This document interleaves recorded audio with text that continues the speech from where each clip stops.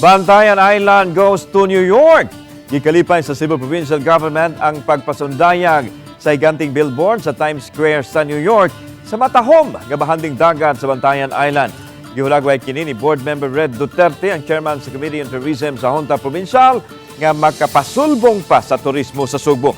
Kini tungod kay usa sa mga daghang turista nga tigbisita sa lalawigan gikan naman sa Estados Unidos. Nagpakita lang matod pa kini nga pang world class ang talan-ahon ilabi na sa kadagatan sa isla sa Bantayan. Giklaro sa opisyal nga gawas sa Bantayan Island, aduna pay daghan nga mga matahom nga dapit sa Subo ang angayang masayran ug makita sa kalibutan.